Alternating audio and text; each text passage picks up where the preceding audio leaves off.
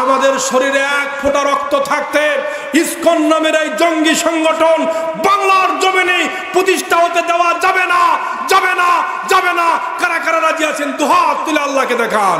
আমার দিল বলতেছে, আমার মন বলতেছে, বাংলার জমিনে আজ হোক আর কাল হোক একদিন কালেমার পতাকা পথ করে উঠবে।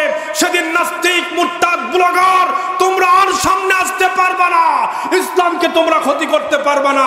পার্লামেন্ট পর্যন্ত আল্লাহর কোরআন চলে যাবে। আল্লাহু আকবার। পৃথিবীতে সবচাইতে যার দাম বেশি তার নাম সময়। সুবহানাল্লাহ বলেন। সময়ের দাম সবচাইতে বেশি পৃথিবীতে। কোরআনুল কারীমের একটি সূরা, সূরার নাম সূরা হাদীদ। সূরা আর রহমান, তারপরে ওয়াকিয়া, তারপরে সূরা হাদীদ। সূরা আর রহমান বুঝি কয় পারা আপনারা কি জানেন? অনেকেই জানেন আলহামদুলিল্লাহ, অনেকের নাও জানা থাকতে পারে। ২৭তম পারা। এ পারার সূরার নাম সূরা আল হাদীদ। সূরা হাদীদের একটি আয়াত এখান থেকে আমি তেলাওয়াত করেছি, সেখান থেকে কিছু কথা বলতে চাই। আল্লাহ তাআলা কবুল করুক। জোরে বলি আমিন। বিশ্বনবীর লক্ষ লক্ষ হাদিস থেকে একখানা হাদিস বলেছি, দুইখানা হাদিস বলেছি। যতটুকু পারি আল্লাহর কাছে সাহায্য কামনা করি আর আপনাদের কাছে দোয়া চাই। আল্লাহ যেন প্রাণবন আলোচনা কোরআন থেকে হাদিস থেকে করার তৌফিক দান করে। জোরে বলি আল্লাহুম্মা আমিন। আল্লাহ তাআলা বলেন, লাকাদ আরসালনা রুসুলানা বিল বাইয়িনাতি ওয়া আনজালনা মাআহুমুল কিতাবা ওয়াল মিজান।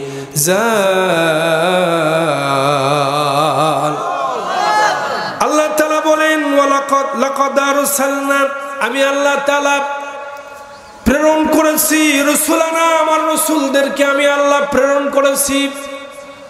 এই দুনিয়াতে আল্লাহ তাআলা রসুলদেরকে পাঠাইছেন, রসুলের সাথে সাথে আরসালনা রসুলানা বিল বাইয়িনাত, নবীর সঙ্গে বাইয়িনাত দিয়েছেন, দলিল দিয়েছেন। তাফসীর ইবনে কাসির আল্লামা আলুসি রাহমাতুল্লাহি আলাইহি আজকে দেখলাম তাফসীরে রুহুল মাআনি আল্লামা শিহাবউদ্দিন আলুসি রাহমাতুল্লাহি আলাইহি বলেছেন, এখানে আরসালনা প্রেরণ করেছেন বাইয়িনাত, বাইয়িনাত দ্বারা উদ্দেশ্য হলো মুজিজা। আল্লাহ তাআলা রাসূল পাঠাইছেন, মুজিজা পাঠাইছেন। ওয়া আনজালনা মাআহুমুল কিতাব, আর নাজিল করেছেন আল্লাহর কিতাব আল কোরআন। আল্লাহু আকবার বলেন। এরপরে পাঠাইছেন ওয়াল মিজানা, মিজান দাঁড়িপাল্লা, ওজনের যন্ত্র আল্লাহ তাআলা পাঠিয়ে দিয়েছেন দুনিয়াতে মানুষদেরকে। লিয়াকুমান্নাসু বিল কিসত, এই জন্য পাঠাইছি মানুষদেরকে ইনসাফ প্রতিষ্ঠার জন্য। দুনিয়াতে ইনসাফ যেন প্রতিষ্ঠা হয়, এই দুনিয়াতে যেন মানুষ বেইনসাফি না করে, এজন্য ইনসাফ প্রতিষ্ঠার জন্য আমি আল্লাহ তাআলা মিজান দান করলাম ইনসাফ প্রতিষ্ঠার জন্য। জোরে বলেন আল্লাহু আকবার। এখন আপনাদের কাছে প্রশ্ন রাখি, একটার পর একটা, উত্তর দেবেন না ইনশাআল্লাহ? আমার কথা যদি বুঝে থাকেন তাহলে উত্তর দেবেন ইনশাআল্লাহ? প্রিয় ভাইরা, আমি যে আলোচনা শুরু করেছি, আমি অত্যন্ত জ্ঞানগর্ভ কিছু কথা তুলে ধরতে চাই। আমি আমার ক্ষুদ্র জ্ঞান দিয়া যতটুকু পারি আমি বোঝানোর চেষ্টা করব। আল্লাহ তৌফিক দান করুক, বলে আমিন। আল্লাহ তাআলা বলেন যে আমি পৃথিবীতে প্রেরণ করেছি নবী। নবীদেরকে প্রেরণ করার উদ্দেশ্য হচ্ছে এই পৃথিবীতে দিশাহারা মানুষগুলি যেন সত্যের সন্ধান পায়। রসুল না হলে আমরা কি হতাম? পৃথিবীতে আমাদের জ্ঞান বুদ্ধি তো কম না। কেউ বুদ্ধিজীবী, কেউ দার্শনিক, কেউ আইনজীবী, কেউ ব্যারিস্টার, অনেক পৃথিবীতে বুদ্ধিজীবী আছে, জ্ঞানবান আছে। আমাদের দেশে বুদ্ধিজীবীর কিন্তু অভাব নাই। যত বুদ্ধিজীবী দেখবেন মাথায় চুল নাই, টাক মাথা সব। কথা বলেন ঠিক কিনা? আলেম ওলামাদেরকে বুদ্ধিজীবী নেওয়া হয় না। এই বাংলাদেশের জন্ম থেকে আজ পর্যন্ত কোনো আলিমের খাতায়, বুদ্ধিজীবীদের খাতায় আলেমের নাম নাই। কারণ আলেমরা যদি বুদ্ধিজীবী হয় তাহলে দেশ পরিচালনা করবে কোরআন দিয়ে। আল্লাহু আকবার বলেন। এই জন্য বুদ্ধিজীবীর খাতায় আলেমরা নাই। প্রিয় বন্ধুগণ, আল্লাহ তাআলা এই জন্য পৃথিবীতে পাঠাইছেন অসংখ্য অগণিত নবী আর রসুল। এই নবীদের রসুল ছিলেন পৃথিবীতে গাইডলাইন, মানুষদেরকে হেদায়েতের রাস্তা দেখার জন্য। আমরা রসুল ছাড়া, নবী ছাড়া, আম্বিয়া ছাড়া আমাদের জ্ঞান বুদ্ধি তো কম না। আমরা তো পাইপ ফান্টার বানাইছি, বিজ্ঞান বানাইছি, আমরা মোবাইল বানাইছি, আমরা চাঁদের দেশ পর্যন্ত গিয়েছি। আমাদের বুদ্ধিশুদ্ধি তো কম না। নবী রাসূলের দরকার কেন? আল্লাহ তাআলা তাও বললেন, হুয়াল্লাযী আরসালা রাসূলাহু বিল হুদা ওয়া দীনিল হক লিইয়ুযহিরাহু আলাদ-দীনি কুল্লিহি ওয়া কাফা বিল্লাহি শাহীদা। অন্য আয়াতে আল্লাহ বলেছেন ওয়ালাউ কারিহাল মুশরিকুন। জোরে কোন আল্লাহু আকবার।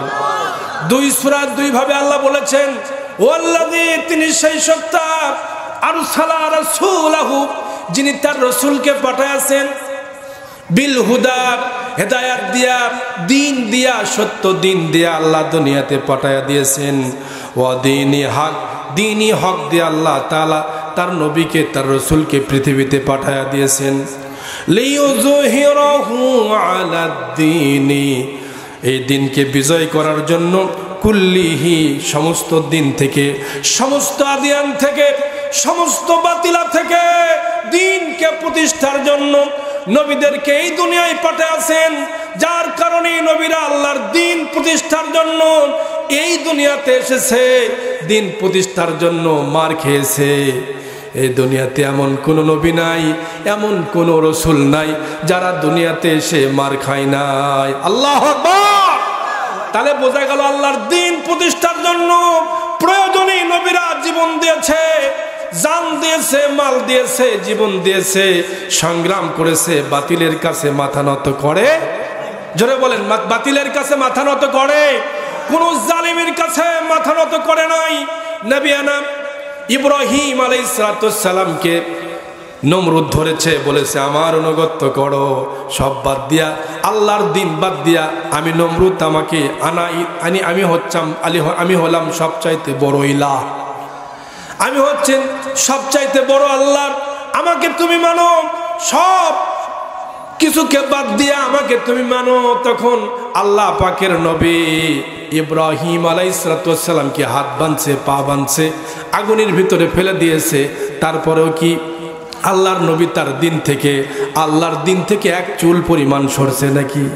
জোরে বলেন, সরছে? এক চুল পরিমাণ সরে নাই। নবিয়ানা মূসা আলাইহিস সালাম মার খেয়েছেন, এমনকি মারতে মারতে তাকে ফেরাউনের সৈন্যবাহিনীরা পিছন থেকে ধাওয়া করেছে। সামনে নদীর কাছে চলে এসেছেন, সাগরের কাছে চলে এসেছেন। এবার মূসা আলাইহিস সালাম সামনে সাগর, আল বাহরু আমামাকুম ওয়াল আদুব্বু, মানে পিছনে শত্রুরা, পিছনে, সামনে হলো বিশাল বড় সমুদ্র। সব কিছুকে বাদ দিয়া দরিয়ার উপরে আল্লাহ একটা লাঠি দিয়ে, আশা দিয়ে বাড়ি মারতে বললেন, অমনি রাস্তা ফাঁক হয়ে গেল। আল্লাহর নবী মূসা আলাইহিস সালাম এপার থেকে ওই পার হয়ে গেলেন, গ্রিন রোড পার হয়ে গেলেন। আল্লাহ তাআলা বাঁচায়া দিলেন। জোরে কোন আল্লাহু আকবার। বাতিলের কাছে মাথা নত করে নাই। সমস্ত নবী এবং রাসূল মার খেয়েছেন। আমাদের নবীর কাছে সাহাবায়ে কেরাম এসেছেন, হুজুর আমরা তো মার খেয়ে জারে জার হয়ে গেলাম, আমরা তো শেষ হয়ে গেলাম।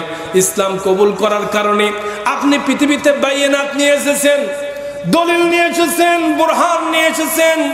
এই কিছু এগুলি মানার কারণে আমাদের উপরে যে স্টিম রোলার চলতেছে, হুজুর আপনি কি আমাদের জন্য দোয়া করতে পারেন না? একটা হাদিস এসেছে বুখারীর রিওয়ায়াতে, হযরত ইমাম বুখারী আবু আব্দুল্লাহ মুহাম্মদ ইবনে ইসমাইল ইবনে ইব্রাহিম ইবনে মুগীরা ইবনে জুফি আল কুফি আল ইয়ামিনি ওয়াল বারদিস্তানি, ইমাম বুখারী রাহমাতুল্লাহ আলাইহি, আল্লাহু আকবার বলেন। তিনি হাদিসটি বুখারীতে কোট করেছেন। তিনি বলেন, ওয়ান খাব্বাব ইবনে আর রাদিয়াল্লাহু তাআলা আনহু শাকাউনা ইলা রাসূলিল্লাহি সাল্লাল্লাহু আলাইহি ওয়াসাল্লাম। হযরতে খাব্বাব ইবনে আর রাদিয়াল্লাহু তাআলা আনহু রাসূলের কাছে এসে শিকায়ত করতেছেন, বলতেছেন, হুজুর আমরা মরে শেষ হয়ে গেলাম, আলা তাস্তানসির লানা আলা তাদউ লানা, হুজুর আমাদের কাছে কখন বিজয় আসবে, কখন আল্লাহর সাহায্য নেমে আসবে, কখন আমরা সাহায্য পাবো। আলা তাস্তানসির লানা আলা তাদউ লানা, আপনি কি আমাদের জন্য দোয়া করবেন না? আমরা মার খেয়ে জারে জার হয়ে গেলাম, শেষ হয়ে গেলাম। নবীজি ফি জিল্লিল কাবা, কাবার হাতিমের ভিতরে নবীজি একটু আরাম করতেছিলেন, জোহরের নামাজের পরে একটু আরাম করতেছেন। এই সময়ে হযরতে খাব্বাব ইবনে আরত রাদিয়াল্লাহু তাআলা আনহু রাসূলের কাছে এসে জিজ্ঞাসা করলেন, হুজুর আমরা তো মার খেয়ে যারে যার হয়ে গেলাম, কষ্ট করতেছি হুজুর। নবীর কাছে ইতিপূর্বেও খবর এসেছে খাব্বাব রাদিয়াল্লাহকে মারা হয়েছে, হযরত বেলালকে মারতে মারতে চিৎ করে শুয়ে রাখা হয়েছে, হযরত খুবাইবকে শুলে চড়ানো হয়েছে, হযরত আম্মারকে মারা হয়েছে, ইয়াসিরকে মারা হয়েছে। নবীদের মিশন পরিচালনা করার জন্য তাদের সাথে যারা আছে সবাই শুধু মার খায় মার খায়। নবীজি বড় চিন্তায় পড়েছেন, ফি জিল্লিল কাবা, উম্মতের চিন্তায় নবীজি বড় পেরেশান। আল্লাহু আকবার বলেন। নবীকে পৃথিবীতে ডিলিট করে দেওয়ার জন্য, নবীকে পৃথিবী থেকে শেষ করে দেওয়ার জন্য হাজারো ষড়যন্ত্র চলেছে, আর নবীর সাথে যারা ছিলেন তাদের উপরে ষড়যন্ত্র কম না। হযরত খাব্বাব রাদিয়াল্লাহু তাআলা আনহু বলেন, নবীজি আমাকে বললেন, হে খাব্বাব তুমি এত তাড়াহুড়া করছো কেন? অনেক কষ্ট করতে হবে, অনেক এই জমিনে রক্ত ঝরাতে হবে। তুমি জানো না খাব্বাব, এই জমিনে দিনকে প্রতিষ্ঠার জন্য আমার পূর্বে যারা নবী ছিল তাদেরকে ধরে ধরে কোমর পর্যন্ত গেড়ে দেওয়া হয়েছে। আহা কি কষ্ট! কোমর পর্যন্ত গেড়ে দেওয়া হয়েছে, তাদের উপরে করাত নিয়ে আসা হয়েছে, লোহার করাত দিয়া তাদের মাথার উপরে রাখা হয়েছে, চিরে চিরে করাত দিয়ে দু টুকরা করে দেওয়া হয়েছে। আল্লাহু আকবার। এরপরে লোহার চিরুনি নিয়ে এসে কোন নবীকে লোহার চিরুনি দিয়া শরীর থেকে গোস্ত খুলে খুলে টেনে টেনে ছিঁড়ে ছিঁড়ে খুলে ফেলা হয়েছে। তারপরেও নবীদেরকে এক চুল পরিমাণ তাদেরকে দিন থেকে, ইসলাম থেকে, আল্লাহ পাকের মিশন থেকে, আল্লাহ পাকের দেওয়া বিধান থেকে এক চুল পরিমাণ সরাতে পারে না। ও খাব্বাব, মার খাও, একটু সময় অপেক্ষা করো, সেদিন বেশি দূরে নয় যেদিন কালেমার পতাকা এই দুনিয়ায় উড্ডীন হয়ে যাবে, সেদিন বেশি দূরে নাই। ও খাব্বাব এত তাড়াহুড়া করিও না, একটু ধৈর্য ধরো। এই দুনিয়াতে যেদিন ইসলামের পতাকা উড্ডীন হয়ে যাবে, কালেমার পতাকা পথ করে উঠতে থাকবে, নাস্তিক মুরতাদ ব্লগার এই দুনিয়াতে যারা জালিম দুর্নীতিবাদ ছিল সব পলায় গেছে। বাংলাদেশ এখন স্বাধীন দেশ হয়েছে, আর নাস্তিক মুরতাদেরা মাথা চারা দিতে পারবে না। জোরে বলেন না আল্লাহু আকবার। ও খাব্বাব শোনো, বেশি দূরে নয়, আর বেশি দূরে নয়, একদিন নাস্তিক আর মুরতাদদের নাকের ডগা ইসলামের পতাকা পথ করে উড়বে। সেদিন তুমি দেখতে পারবা, ইসলামের পতাকা যেদিন উড্ডীন হয়ে যাবে সেদিন তুমি দেখতে পারবা সানা থেকে হাজারে মাউত পর্যন্ত একজন সুরসী সুন্দরী নারী রাস্তা দিয়ে হেঁটে হেঁটে চলে যাবে, রাস্তা পার হয়ে চলে যাবে। কোনো টকবগে যুবক তার দিকে তাকাবে না, কোনো ভয় থাকবে না, কোনো ধর্ষণের ভয় থাকবে না, মামলার ভয় থাকবে না, জিনার ভয় থাকবে না, কোনো পরকীয়ার ভয় থাকবে না। সব ভয়গুলি বাদ দিয়ে একজনকে ভয় করবে, লা ইউখাফু ইল্লাল্লাহ। আল্লাহু আকবার বলেন। দুনিয়াতে কোনো ভয় থাকবে না, একটা ভয়, আল্লাহর ভয় ছাড়া পৃথিবীতে আর কোনো ভয় থাকবে না। ও খাব্বাব, সেই দিন বেশি দূরে নয়, সেই দিন কালেমার পতাকা পথ করে উঠবে, পৃথিবীতে শান্তি ফিরে আসবে। আল্লাহু আকবার। এই জন্য পৃথিবীতে যত নবী এসেছেন, যত রাসূল এসেছেন, সমস্ত নবীদেরকে কারা হয়েছে, কোমর পর্যন্ত কষ্ট দেওয়া হয়েছে। আমাদের নবীকেও কম কষ্ট দেওয়া হয় নাই। এজন্য রাসূল যারা এসেছেন পৃথিবীতে দ্বীনের দায়িত্ব নিয়ে যারা এসেছেন, সকলেই মার খেয়েছেন, সকলেই কষ্ট করেছেন। রাসূলের পথের পথিক যারা হবে, নবীজির যারা ওয়ারিস হবে, উম্মত হবে, এই দুনিয়াতে তাদেরও মামলা হতে পারে, জেল হতে পারে, জুলুম হতে পারে। এগুলিকে মুসলমান ইমানদারেরা পরোয়া করে না। একমাত্র যাকে ভয় করে, জোরে বলবেন কি, তিনি কে? জোরে একটু জোরে সরে বলেন না, তিনি কে? পৃথিবীতে কারো ভয় নাই আল্লাহ পাক ছাড়া, আর কারো ভয় তারা করে না, তারা মামলার ভয় করে না। আমাদের বাংলাদেশে অনেক আলেমদেরকে জেল দেওয়া হয়েছে, জুলুম করা হয়েছে। আমাদের কোরআনের পাখি আল্লামা সাইদি হুজুরকে 13টি বছর ধরে জেলখানায় বন্দি করে জালেমরা শেষ পর্যন্ত ইনজেকশন, বিষাক্ত ইনজেকশন, স্লো পয়জন দিয়া, ইনজেকশন দিয়া দুনিয়ার থেকে এই কোরআনের পাখিকে বিদায় করে দিয়েছে। তারা মনে করেছে এক সাইদিকে মারলেই বাংলাদেশে সব হুজুররা শেষ হয়ে যাবে। এক কোরআনের পাখিকে মাইরা তোমরা শেষ করতে পারবা না। সাইদির রক্ত তিনি দিয়ে প্রথম বলেছিলেন, আল্লাহ তুমি আমার শাহাদাতকে কবুল করো, তারপরও বাংলার জমিন ইসলামকে তুমি কবুল করো। আল্লাহু আকবার। আমার দিল বলতেছে, আমার মন বলতেছে, বাংলার জমিনে আজ হোক আর কাল হোক, একদিন কালেমার পতাকা পথ করে উঠবে। সেদিন নাস্তিক, মুরতাদ, ব্লগার তোমরা আর সামনে আসতে পারবা না, ইসলামকে তোমরা ক্ষতি করতে পারবা না। পার্লামেন্ট পর্যন্ত আল্লাহর কোরআন চলে যাবে। আল্লাহু আকবার। আমার বন্ধুগণ, রাগ করলেন নাকি? আবার কষ্ট পাচ্ছেন নাকি? আলোচনার শুরুতে একটু গরম গরম বক্তব্য মনে করতেছেন হয়তোবা হুজুর এইভাবেই চালাবে। ইনশাআল্লাহ কোরআন থেকেই কথা হবে। যে ব্যক্তি কোরআন থেকে কথা বলে সে হক কথা বলে। মান ক্বালা বিহি সাদাকা, যে কোরআন থেকে কথা বলে সে সত্য কথা বলে। অমান আদালা বিহি হাকামা, যে ব্যক্তি কোরআন দিয়ে বিচার করে সে সত্য বিচার করে। আল্লাহু আকবার বলেন। অমান উজরা বিহি, যে ব্যক্তি কোরআনের আমল করে। অমান আমিলা বিহি উজরা, যে কোরআন থেকে আমল করে তার ঠিকানা হবে আল্লাহর জান্নাত। জোরে বলেন না আল্লাহু আকবার। নাস্তিক, মুরতাদ, ব্লগাররা মনে করেছিল এক আল্লামা সাইদিকে মারার পরে এই বাংলার জমিনে হয়তো আর কোনো আলেম থাকবে না। মনে করিও না, এই বাংলার জমিনে একদিন, পথ বেশি দূরে নয়, সমস্ত অপশক্তি সব ডিলেট হয়ে যাবে। ইনশাআল্লাহ বাংলাদেশ কোরআনের শাসন হবে। আল্লাহ তুমি কবুল করো। জোরে কোন আমিন। আল্লাহ তাআলা তারপরে বলেন, বিল বাইনাতি ওয়া আনজালনা মাআহুমুল কিতাব। আল্লাহ তাআলা আয়াতে পরবর্তীতে বলেন, আমি নাজিল করেছি কিতাব, কোরআন দিয়া নাজিল করেছি, কোরআন নাজিল করেছি কিতাব।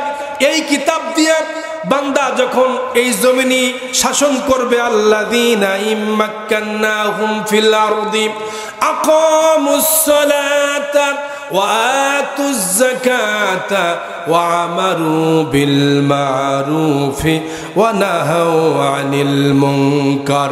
জোরে কোন আল্লাহু আকবার।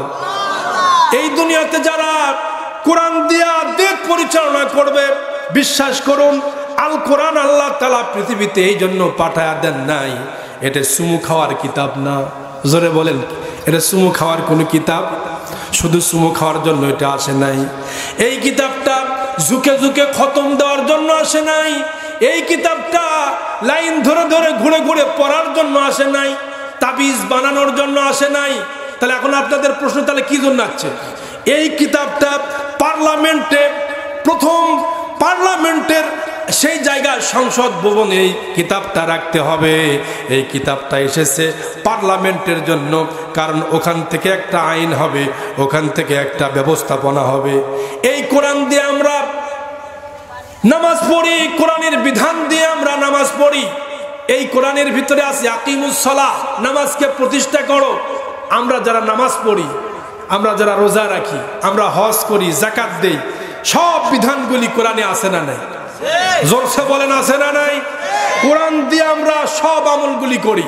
এখন কোরআন দিয়ে যদি আমরা দেশ চালাতে চাই, এই দেশের কথা চিন্তা করলি কেউ জঙ্গি আছে দেশে এবার রাজাকাররা আছে, জঙ্গিরা আছে। আপনারা বলেন এই কিতাবটা শুধু নামাজের জন্য? এই কিতাবটা শুধু হজের জন্য? হজের বিধান যেরকম আছে, চোর চুরি করলে হাত কাটতে হবে, এই কোরআনে আছে না নাই? আসতে বলবেন না, জোরে বলেন আছে না নাই? চোর চুরি করলে হাত কাটতে হবে। কোনো পুরুষ যদি বা কোনো নারী যদি জিনা ব্যভিচারে লিপ্ত হয়, তাদেরকে সঙ্গে সার করতে হবে, অথবা কোমর পর্যন্ত গেড়ে দিয়ে পাথর মেরে তাদেরকে দুনিয়ার থেকে বিদায় করতে হবে। আর যদি বিবাহিত না হয়, অবিবাহিত হয়, তাদের জন্য হুকুম আলাদা, তাদেরকে 100 ব্যত্রাঘাত করতে হবে। এই কোরআনে তার বিধান আছে না নাই? জোরে বলেন আছে না নাই? কারণ আপনাদের কাছে প্রশ্ন হলো, এই বাংলার জমিনে কোরআন দিয়া শাসন হয়েছে, কোরআন দিয়া দেশ চলেছে, এরকম দৃশ্য কি আমরা দেখেছি? আমাদের দেশে একটা বিচারও হয় নাই। একটা বিচার যদি এই বাংলার জমিনে কোরআন দিয়ে হতো, তাহলে কোনো প্রকারের এই দেশের দুর্নীতি থাকতো না। টাকার পাহাড় গড়ে দেশ থেকে পলায়ন করে তারা চলে যেতে পারতো না। চোর চুরি করলে হাত কাটার বিধান কোরআনে আছে, কোরআনে সব আছে, কিন্তু আমরা কোরআন দিয়ে বিচার পাই নাই। প্রিয় ভাইরা, এই কোরআনকে ষড়যন্ত্র করতেছে কাফেরেরা। বর্তমানে ইসকন নামে একটা সংগঠন, জঙ্গি সংগঠন চাচ্ছে কোরআনকে পৃথিবী থেকে ডিলিট করে দিতে চায়। কোরআন পৃথিবীতে যেন বাস্তবায়ন না হয়, কোরআনের শাসন যেন দুনিয়ায় না হয়। এই জন্য সমস্ত ইহুদি আর নাচারারা তারা জোট বেঁধেছে। তারা বলতেছে বাংলার জমিন তো দূরের কথা, গোটা বিশ্বের যত মুসলমান আছে সকল মুসলমানকে এক পর্যায়ে কচুকাটা করা হবে। জোরে বলেন নাউজুবিল্লাহ। আমাদের শরীরে এক ফোঁটা রক্ত থাকতে ইসকন নামের এই জঙ্গি সংগঠন বাংলার জমিনে প্রতিষ্ঠা হতে দেওয়া যাবে না, যাবে না, যাবে না। কারা কারা রাজি আছেন দুহাত তুলে আল্লাহকে দেখান। তাকবীর দেন, লিল্লাহে তাকবীর। ইসকনদের আস্তানা জ্বালিয়ে দাও, পুড়িয়ে দাও। ইসকনদের আস্তানা, ইসলামের শত্রুরা, নারে তাকবীর। আল্লাহ কবুল করুন। আমার ভাইরা, এই দেশে ষড়যন্ত্র চলতেছে একটার পর একটা। কোরআনকে ডিলিট করে দেওয়ার জন্য হাজার ষড়যন্ত্র তোমরা করতেছো। কোরআনের এই হুকুমকে তোমরা এই পৃথিবী থেকে ডিলিট করে দিবা অনেক চেষ্টা করেছো, পারো নাই। ইতিপূর্বেও চেয়েছে কোরআনের এই ফুৎকার যেন না করতে পারে, কোরআনের আওয়াজকে বন্ধ করে দেওয়ার জন্য হাজার ষড়যন্ত্র এই জমিনে আছে, কেউ পারে নাই, কিয়ামত পর্যন্ত কেউ পারবেও না। আল্লাহ তাআলা তা বলেছেন, ইউরিদুনা লিইউতফিউ নূরাল্লাহি বিআফওয়াহিহিম আল্লাহু মুতিম্মু নূরিহি ওয়ালাউ কারিহাল কাফিরুন। কাফেররা চায় ফুৎকার দিয়ে কোরআনকে নিভায়া দিতে। আল্লাহ পাকের এই বাণীকে দুনিয়া থেকে ডিলিট করে দিতে চায়, কেউ পারে নাই, কিয়ামত পর্যন্ত আর পারবেও। কারণ কোরআন এসেছে কার কাছ থেকে? জোরে বলেন, কোরআন এসেছে কার কাছ থেকে? আল্লাহ কোরআন নাজিল করেছেন এই জমিনে। এই কোরআনের সংরক্ষণের দায়িত্ব আল্লাহ নিয়েছেন। কেউ পারবে না কোরআনকে ডিলিট করে দেওয়ার শক্তি কারো নাই। যদি আগুন লেগে ধ্বংস হয়ে যায়, ধ্বংস হয়ে যায়, আল্লাহু আকবার। যদি আগুন লেগে ধ্বংস হয় পৃথিবীর সব বইয়ের দোকান, তবু বিশ্ব থেকে হারাবে না পবিত্র কোরআন।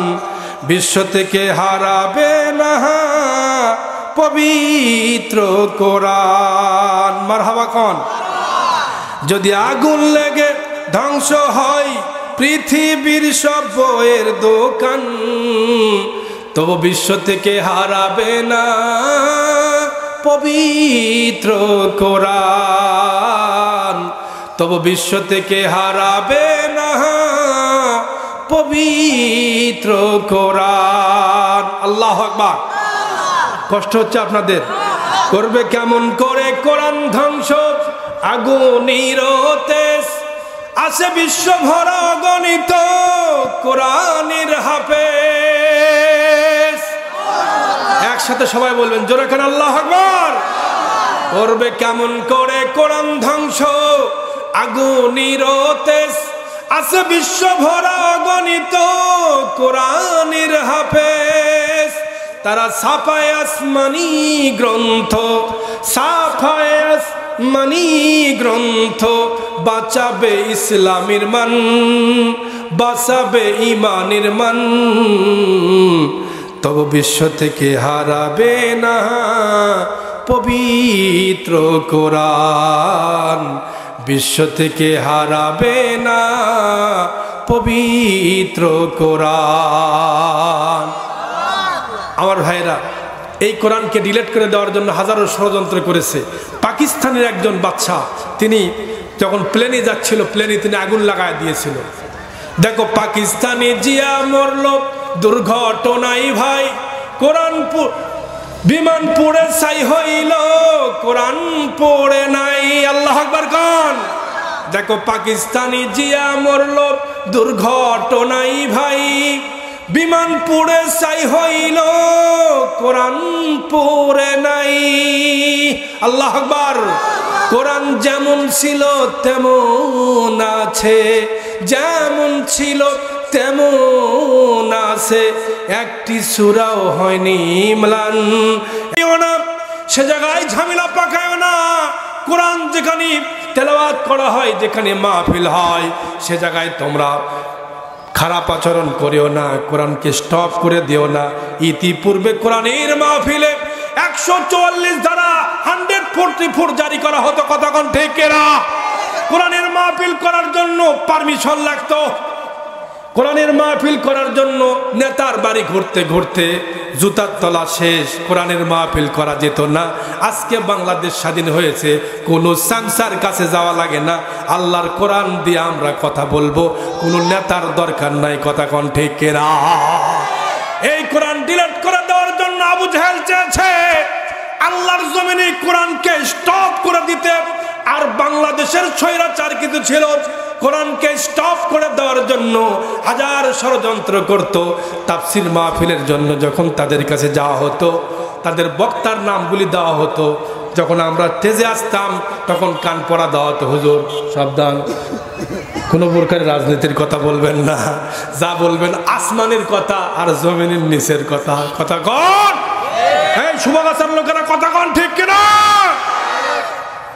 এত পরামর্শ দেওয়া হতো। কোরআনের মাহফিলে আসলেই এই কোয়া যাবে না, সে কোয়া যাবে না, এ বলা যাবে না, সে বলা যাবে না।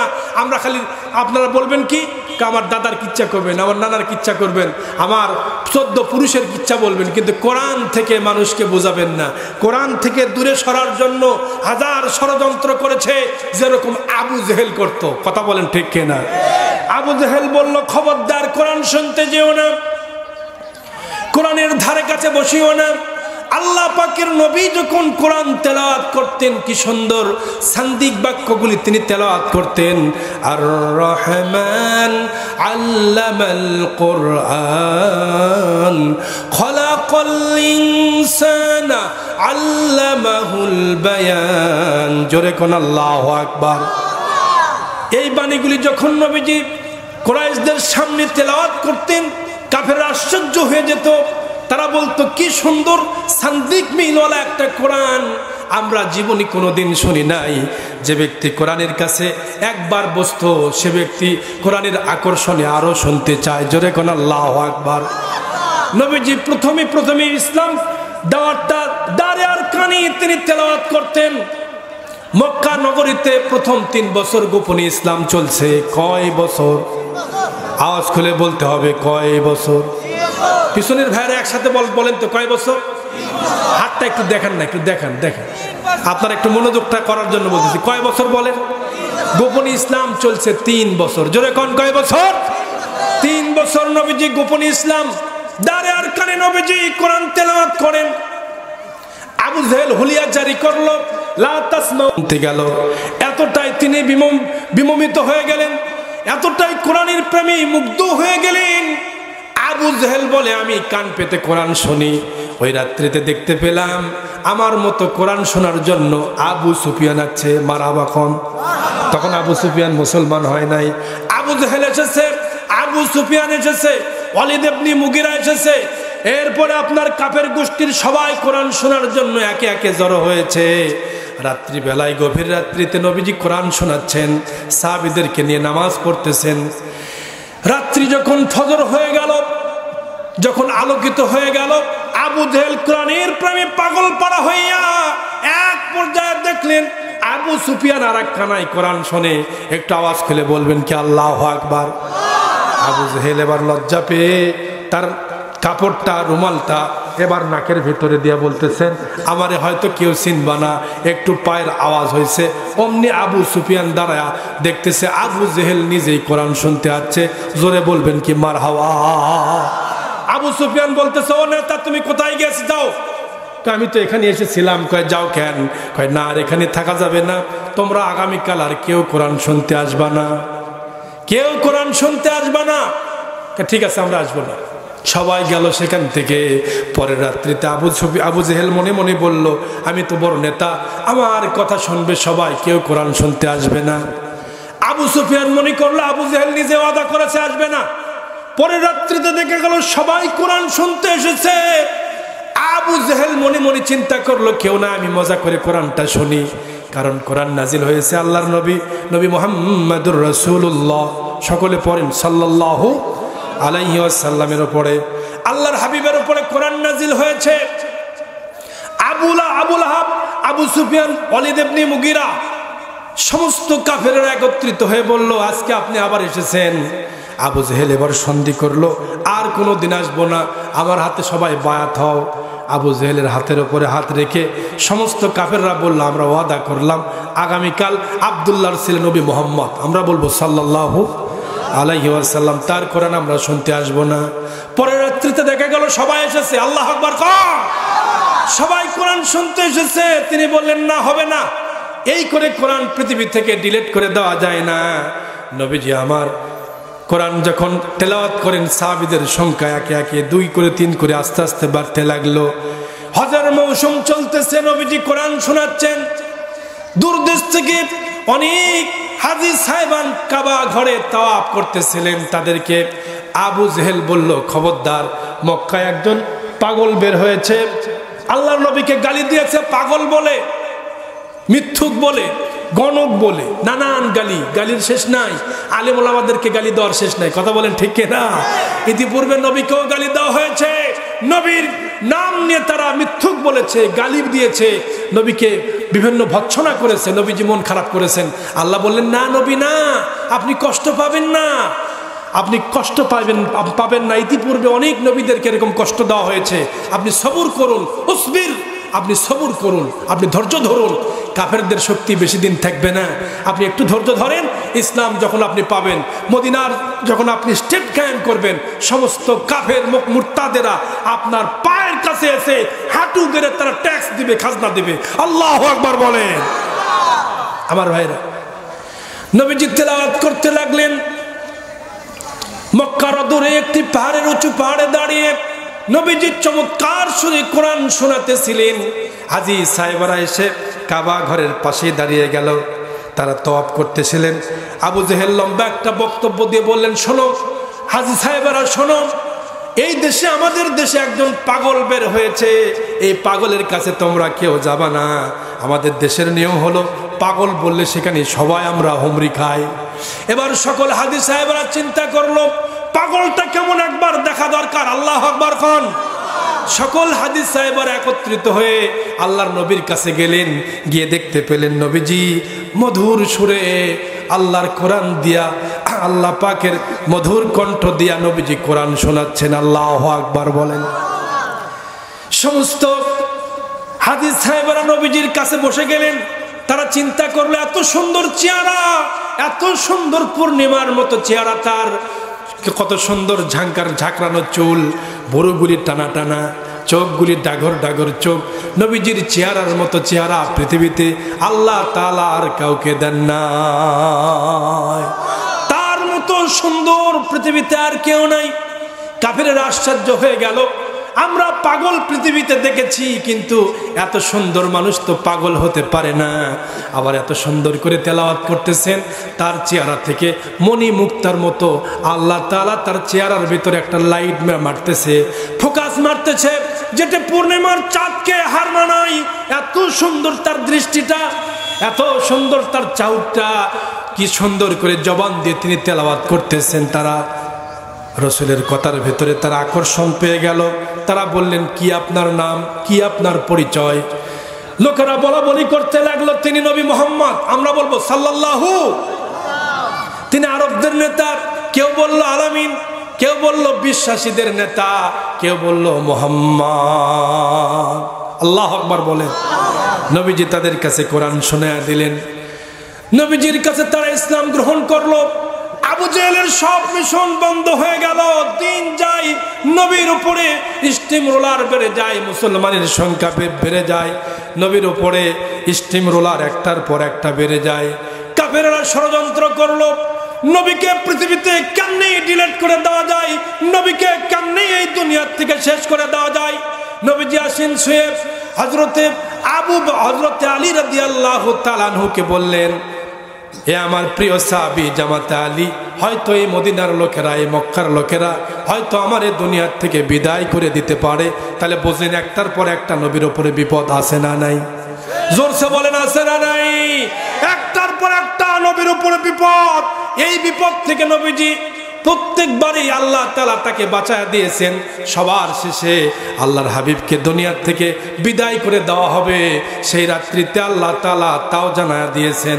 নবীজি আমার এশার নামাজের পরে নিজের কক্ষে তিনি বর্তমানে যে হাউলুল কাবার থেকে সামনে একটু গেলে আবু জেহেলের বাড়ি, আবু জেহেলের বাড়ি থেকে একটু সামনে গেলেই মাওলুদুন নবী সাল্লাল্লাহু আলাইহি ওয়াসাল্লাম, আল্লাহর নবী যে ঘরে তিনি তাশরীফ এনেছেন এই দুনিয়ায়, এই ঘরের ভেতরে একটি শোয়া আছেন। এমন সময় আল্লাহর ফেরেশতা জিবরাইল আমিন এসে বলেন, ইয়া রাসূলুল্লাহ, ইয়া হাবিবাল্লাহ, আপনি জানেন না কাফেররা চারদিক থেকে আপনাকে ঘেরাও করে নিয়েছে, কাফেররা চারদিক থেকে আপনাকে ঘেরাও করে নিয়েছে, আপনাকে এই দুনিয়ার থেকে বিদায় করে দেওয়ার জন্য চকচকা তলোয়ার নিয়ে আপনাকে দুনিয়ার থেকে ডিলিট করে দিবে। আপনি জানেন না এই দুনিয়াতে আপনাকে শেষ করার মিশন চলতেছে। আপনি জাগুন, আপনি জাগ্রত হন। আল্লাহর নবী চোখ মুছে এবার দাঁড়ায় গেলেন, দেখলেন আবু হযরতে জিবরাইল আমিন তার পাশে দাঁড়ানো। জোরে বলা যাবে কি আল্লাহু আকবার? নবীজি আমার সামনে দাঁড়িয়ে বলতেছেন, এই মুহূর্তে কি করতে হবে? আল্লাহ পাকের বিধান, এই মুহূর্তে আপনাকে যাওয়া লাগবে গারে সুরের দিকে, চলে যাওয়া লাগবে মদিনার দিকে। নবীজির সাথে সাথেই পোটলার ভেতরে প্রয়োজনীয় কিছু জিনিস তুললেন, একটা ব্যাগের ভেতরে তুললেন। এবার হযরত আলীকে বললেন, আলী আমার বিছানায় শুয়ে যাও, আমি চলে যাচ্ছি, কাফেররা সকালবেলা আমাকে পাবে না। আল্লাহ চায় তো আমি নিরাপদে আল্লাহ পাকের উদ্দেশ্য আমি রওনা দিলাম। এই দুনিয়া ইসলাম কেউ শেষ করতে পারে নাই, কিয়ামত পর্যন্ত পারবে না। আল্লাহ আমার সাথে আছে, জোরে কোন আল্লাহু আকবার। নবীকে মারার জন্য তারা সারা রাত পাহারা দিল।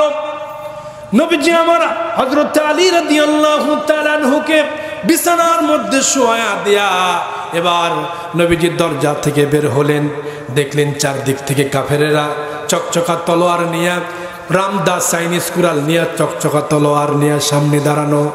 আল্লাহ তাআলা বলেন, হাবিব চিন্তা করবেন না, কাফেরদেরকে দেখে ভয় করবেন না, আপনাকে তারা শেষ করতে পারবে? শেষ করতে পারবে না। এক মুষ্টি বালি নেন। নবীজি এক মুষ্টি বালি তুললেন। আল্লাহ তাআলা বলেন, আপনি দোয়া পড়ে ছেড়ে দেন। নবীজি দোয়া পড়ে ছেড়ে দিলেন, ওয়ামা রামাইতা ইয রামাইতা ওয়ালাকিন্নাল্লাহা রামা। নবী আপনি ভয় পাবেন না, বালুগুলি শুধু ছেড়ে দেন। নবীজি ছেড়ে দিলেন। অমনি বালুগুলি যত কাফের ছিল, যত নাস্তিক মুরতাদ ছিল, সকলের চোখের ভিতরে চলে গেল। তারা চোখ ডলতে লাগলো। অমনি নবীজি বের হয়ে চলে গেলেন। আল্লাহ পাকের বান্দা সর্বপ্রথম যিনি ইসলাম গ্রহণ করেছেন তার নাম সিদ্দিক আকবর, হযরতে আবু বকর। জোরে বলা যাবে কি আল্লাহু আকবার? আবু বকর সিদ্দিক আকবরের বাড়ি চলে গেলেন। যাবার পরে দরজায় গিয়ে একটা করাঘাত করেছেন, একটা ঠোকা দিয়েছেন। অমনি আবু বকর রাদিয়াল্লাহু তাআলা আনহু লাব্বাইকা ওয়া সাদাইকা ইয়া রাসূলুল্লাহ। জোরে বলা যাবে কি আল্লাহু আকবার? আওয়াজ খুলে বলা যাবে কি আল্লাহু আকবার? নারায়ে তাকবীর। ইনশাআল্লাহ প্রধান অতিথি মনে এসে গেছেন না? আমাদের একজন অতিথি এসেছেন, আলহামদুলিল্লাহ। প্রিয় ভাইরা সব সময় টনটনা থাকবেন, এদিক সেদিক তাকাবেন না। এবার আবু বকর রাদিয়াল্লাহু তাআলা আনহু এমনি দরজা খুলে দিলেন। দরজা খুলে দেওয়ার সঙ্গে সঙ্গে নবীকে বুকের সঙ্গে আলিঙ্গন করে নবীর কপালে একটা চুমু দিয়ে বলেন, ইয়া রাসূলুল্লাহ আপনি ঠিক আছেন কিনা একটু জানান। নবীজি বললেন, আবু বকর এই গভীর রজনীতে সবাই ঘুমায়, আমিও ঘুমিয়েছিলাম, তুমি কি ঘুমাও না? আবু বকর বলেন, ইয়া রাসূলুল্লাহ ইয়া হাবিবাল্লাহ, ও নবীজি আপনি আজ থেকে 6 মাস আগে বলেছিলেন আবু বকর রেডি থাকিও, হয়তোবা কোন দিন যেন কাফেররা আমাকে পাকড়াও করবে, হয়তো কোন দিন যেন কাফেররা এই মক্কা নগরী ছেড়ে আমাকে চলে যেতে হবে। আবু বকর তুমি একটু রেডি থাকিও।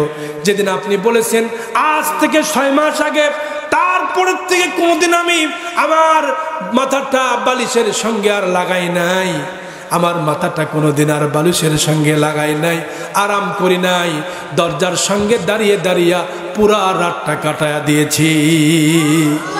ইয়া রাসূলুল্লাহ ইয়া হাবিবাল্লাহ, ও নবীজি সত্য সত্য আপনি আমার ডাকে আপনার ডাক শোনার জন্য 6 মাস অপেক্ষা করতেছিলাম। সত্য সত্যই আপনি আজকে আসলেন। আসার পরে বুঝতে পারলাম আপনি আখিরি জামানার পয়গম্বর, আপনি নবী, আপনি রসুল। আপনি 6 মাস আগে বলেছেন, আমি বুঝতে পেরেছি। অমনি দরজা খুলে দিয়েছি, আর দেরি করি নাই। হুজুর কষ্ট পেয়েছেন। নবীজি বলেন, আবু বকর, তোমার মতো সাহাবী আমি আর কখনো পাই নাই। তোমার মতো একজন বন্ধু পেয়ে আমি বড় খুশি। তুমি আমার জন্য 6টা মাস ধরে দাঁড়িয়ে দাঁড়িয়ে এই দরজায় অপেক্ষা করতেছো। জোরে বলেন আল্লাহু আকবার। আবু বকর রাদিয়াল্লাহু বলেন, আবু বকর, সময় খুবই কম, কাফেররা আমার পিছনে পিছনে আছে, আর দেরি করা যাবে না। অমনি নবীজি ভিতরে নিয়ে এসেছেন। নবীজিকে তাড়াতাড়ি করে একটা পোটলার ভেতরে প্রয়োজনীয় রুটি, কিছু খুরমা খেজুর নিয়ে আল্লাহর নবীকে নিয়ে আবু বকর যখন বের হচ্ছেন, এমন সময় নবীজির যে ব্যাগটা নিয়ে এসেছেন, যে থলেটা নিয়ে এসেছেন, এই থলেটা বাঁধার জন্য, একটা পোটলা বাঁধার জন্য একটা সুতলি পর্যন্ত নাই, একটা বাঁধার জন্য একটা সুতলি নাই, একটা দড়ি নাই, এতটাই অভাব। সে সময় একটা বাঁধার জন্য পোটলাটা একদম গিট দিবে সেরকম বাঁধার ব্যবস্থা নাই। আবু বকর রাদিয়াল্লাহু খুঁজতে লাগলেন। নবীজির স্ত্রীর নাম হযরত আয়েশা, আরেকজন আবু বকরের আরেকজন কন্যার নাম হলো আসমা রাদিয়াল্লাহু তাআলা আনহা। আসমা রাদিয়াল্লাহু তাআলা আনহা, যাকে জাতুন নাকাতাইন বলা হয়, 2 ফিতাওয়ালা মহিলা। কি সুন্দর মহিলা, বুদ্ধিমতী মহিলা। অমনি পর্দার অন্তরে গিয়া তার বেল্ট ছিল, একটা শাড়ির দোড়া কাটা একটা বেল্ট। এই বেল্টটা তিনি ফাজালাহু নিসফাইন, 2 টুকরা করলেন। 1 টুকরা দিয়ে তার কোমর বন্ধ করলেন, আর 1 টুকরা দিয়ে নবীজির কাছে এসে বলেন, হুজুর, আমি আপনার গাঁটটিটা বেঁধে দেই। জোরে বলেন না আল্লাহু আকবার। এটা নবীর কাছে এতটাই ভালো লেগেছে, বিশ্ব নবীর কাছে এতটাই ভালো লেগেছে। নবীজি বললেন, আসমা শোনো, আমি এই মুহূর্তে দেখতে পাচ্ছি তোমার জন্য জান্নাতের সব হুরেরা নাচতেছে তোমাকে পাওয়ার জন্য। এই দুনিয়ার থেকে যাইতে দেরি, আল্লাহর জান্নাতে যাওয়ার পরে তোমার সঙ্গে সমস্ত হুরেরা তোমার সঙ্গে আনন্দ করবে। তারা জান্নাতের অডিটোরিয়াম হলের ভেতরে তোমাকে নিয়ে নাচবে, গাইবে। তোমার নাম, সমস্ত জান্নাতের হুরেরা তোমার নামটা পেয়ে গেছে। জাতুন নাকাতাইন আপনার নাম হয়েছে। হযরতে রাসূল পাক সাল্লাল্লাহু আলাইহি ওয়াসাল্লামের গাঁটটিটা বেঁধে দেওয়া হলো। নবীজি চলে গেলেন গারে সুরের ভেতরে আবু বকরকে নিয়ে। 1 নয় 2 নয় 3 দিন থাকলেন। প্রয়োজনে ইসলাম বাঁচানোর জন্য কিছু কিছু সময় আত্মগোপন করতে হয়। কথা কোন ঠিক কিনা? আমাদের এই দেশের জালিমরা আলেমদের নাম যখন লিস্ট করা শুরু করে দিয়েছিল, বাংলাদেশের ইসলামী দল সংগঠনের ভাইরা তাদের উপর একের পর এক মামলা, একের পর এক মামলার ফাঁসির মঞ্চ নেওয়ার জন্য হাজারো ষড়যন্ত্র, একটার পর একটা মামলা, রিমান্ড, একটার পর একটা। বারবার পুলিশ এসে বারবার বাড়িতে ঘোরাঘুরি করে, ঠিক মতো রাত্রে ঘুমাতে পারে না, খাইতে পারে না, আরাম করতে পারে না। আজ থেকে 12-13 বছর এরকম ছিল কিনা? জোরে বলেন, জোরে বলেন, ছিল কিনা? ইসলামকে বাঁচানোর জন্য, তাদের ঈমানকে বাঁচানোর জন্য কিছু কিছু সময় তারা বাড়িতে থাকতে পারে নাই। আমার ভাইরা, এই জালিমরা পৃথিবীর আবহমান কাল থেকে শুরু করে আজ পর্যন্ত বাংলাদেশে এখন পর্যন্ত নাস্তিক, মুরতাদ, ব্লগারেরা এখনো পরিপূর্ণভাবে ইসলাম থেকে তারা চলে যায় নাই। বাংলাদেশ থেকে স্বৈরাচার বিদায় হয়েছে, কিন্তু বাংলাদেশে এখনো কিছু নাস্তিক মুরতাদ আছে যারা আত্মগোপন করে আছে। বাংলাদেশের অবস্থা এখনো পরিপূর্ণ ভালো হয় নাই। কথা বলেন ঠিক কিনা? কোরআন দিয়ে যখনই কথা বলবেন তখন আপনার উপরে বিপদ আসতে পারে। আমরা কোনো বিপদকে অপেক্ষা করে কোরআন দিয়ে দেশ চলুক আমরা চাই কিনা? জোরে বলেন, চাই কিনা? আমার ভাইয়েরা, কোরআন দিয়ে দেশ চলুক, কোরআন দিয়ে দেশ চলবে, আইন চলবে। আমাদের কাছে কোরআন আছে, কিন্তু কোরআন দিয়ে দেশ চলেছে এমন দৃশ্য আমরা দেখি নাই। চুরি করলে হাত কাটা লাগবে, এই কোরআনে আছে না নাই? জোরে বলবেন, আছে না নাই? এই কোরআনে চুরি করার বিধান আছে। এই কোরআনের ভিতরে জিনা করলে তার বিচার কেমনি করতে হয় তা আছে। এই কোরআনে পর্দা করতে হবে তার বিধান আছে না নাই? জোরে বলবেন, আছে না নাই? আজকে আমাদের দেশের সোনার ছেলেরা, সোনার মেয়েরা পর্দা করে না, দিনদারিতা রক্ষা করে না। আমাদের দেশের ছেলেরা স্মার্টফোন নিয়ে বন্ধুর সঙ্গে চ্যাটিং করে, রাত সারা রাত ধরে পার করে। আমার ভাইয়েরা, এজন্য ইসলাম যদি থাকে দেশে সমস্ত অপশক্তি সব বন্ধ হয়ে যাবে। এজন্য পৃথিবীতে যারা নাস্তিক মুরতাদ, যারা এই দেশের জালিম, তারা চাচ্ছে না কোরআন দিয়ে দেশ চলুক। কথা বলেন ঠিক কিনা? তাদের গায়ে বড় জ্বালা, কোরআনের নাম শুনলেই তাদের গায়ে জ্বালা পড়া শুরু হয়ে যায়। আমার বন্ধুগণ, নবীজি 3 দিন গারে সুরে অবস্থান করার পরে চলে গেলেন মদিনায়। মদিনার স্টেট কায়েম করার জন্য, কোরআন দিয়া বিচার করার জন্য মদিনায় চলে গেলেন। কোরআন দিয়ে দেশ কেমনে চালাবে আল্লাহ তাআলা তা জানায়া দিলেন। নবী শোনেন, এজন্য আমি আপনাকে গাইডলাইন হিসেবে কোরআন দিয়েছি, আমি আপনাকে ওহীর জ্ঞান দিয়েছি, এটা দিয়ে আপনি দেশ পরিচালনা করেন।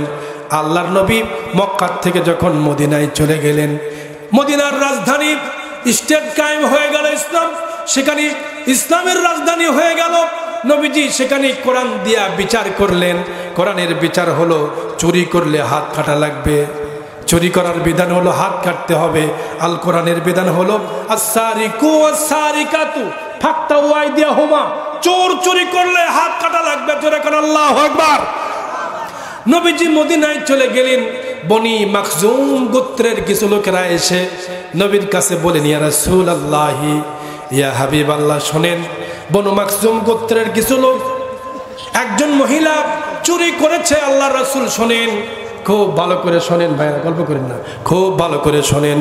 বনি মাখজুম গোত্রের একজন মহিলা চুরি করেছে। হুজুর, বিধান হলো, চুরির বিধান হলো চুরি হাত কাটতে হবে। আপনার কাছে একটি বিধান আমরা পেশ করি হুজুর। মহিলাটা খুবই ভদ্র ঘরের মহিলা, মহিলাটা খুবই ভদ্র ঘরের, এই মহিলা খুবই দামি ঘরের মহিলা, খুবই সম্ভ্রান্ত পরিবারের মেয়ে।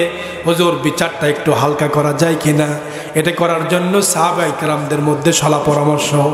কে বলবে? রাসূলের কাছে কেউ সাহস পায় না।